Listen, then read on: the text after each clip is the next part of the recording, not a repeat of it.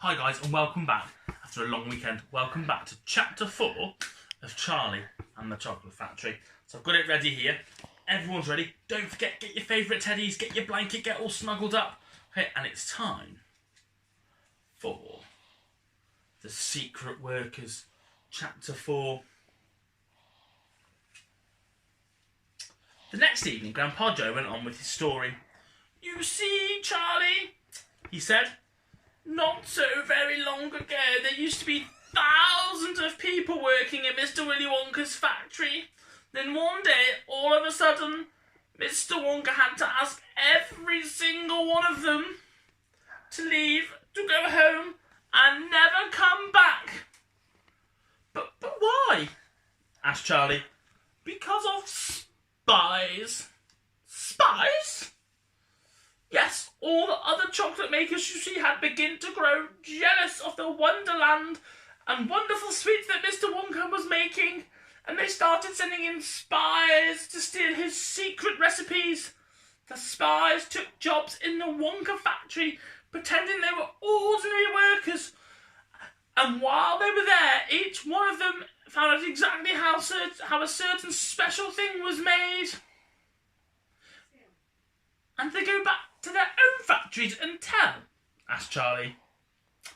"They must have," answered Grandpa Joe, "because soon after that, Fickelgruber's factory started making an ice cream that would never melt, even in the hottest sun. Then Mr. Proudnose's factory came out with a chewing gum that never lost its flavour, however much you chewed it. And then Mr. Slugworth's factory began making sugar balloons that you could blow up to huge sizes before you popped them with a pin and gobbled them up. And so on, and so on. And Mr. Willy Wonka tore his beard and shouted, 'This is terrible! I shall be ruined! There are spies everywhere! I shall have to close the factory!' But he didn't do that," Charlie said. "Oh yes, he did. He told all the workers that he was very sorry, but they would have to go home. Then he shut the main gates and fastened them with a chain.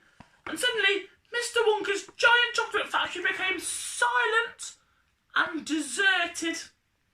The chimney stopped smoking, the machine stopped whirring, and from then on, not a single chocolate or sweet was made.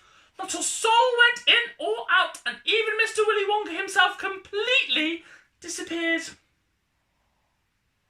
Months and months went by.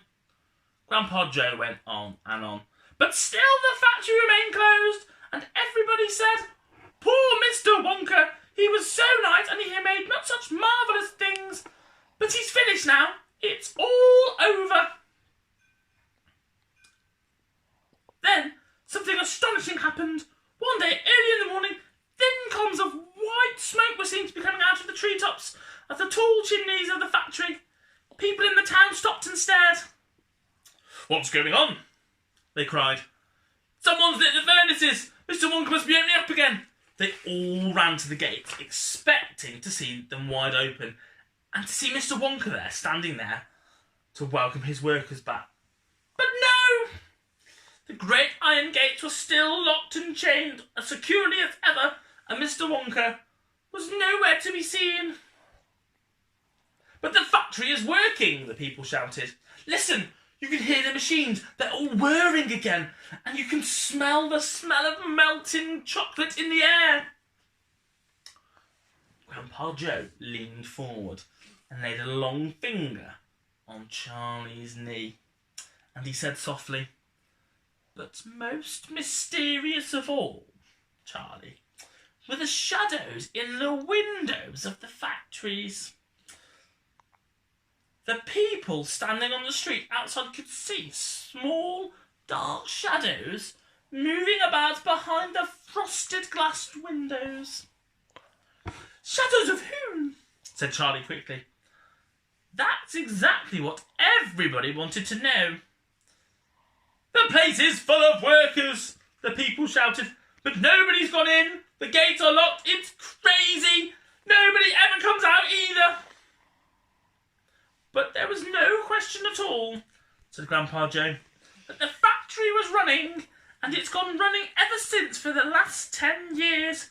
What's more, the chocolates and sweets have been turning out have been more fantastic and delicious all the time. And of course now, when Mr. Wonka invents something new and wonderful, sweet, neither Mr. Feaglegruber, nor Mr. Prodnose, nor Mr. Slugworth, nor anybody else able to copy it. No spies can go into the factory to find out how that's made. But, Grandpa, who? Cried Charlie. Who is Mr. Wonka using to work in the factory? Nobody knows, Charlie. But that's absurd. Hasn't someone asked Mr. Wonka? Grandpa said, nobody sees him anymore. He never comes out. The only things that come out of that palace are chocolates and sweets. They come out through a special trapdoor in the wall, all packed and addressed, and they are picked up every day by post office trucks. But Grandpa, what sort of people are they that work in there? My dear boy, said Grandpa Joe, that is one of the greatest mysteries of the chocolate-making world. We all know one thing about them, that they are very small. The faint shadows that sometimes appear behind the frosted glass windows, especially late at night when the lights are those of tiny people. People no taller than your knee. There aren't any such people, Charlie said. Just then, Mr. Bucket, Charlie's father, came into the room. He came home from the toothpaste factory, and he was waving an evening newspaper rather excitedly. Have you heard about the news? He cried. He held up the paper so that they could see what the huge headline said. Wonka Factory to be opened at last. So lucky for you. And that is the end of chapter 4. Thank you for watching. Stay safe and I'll see you tomorrow for chapter 5. Goodbye.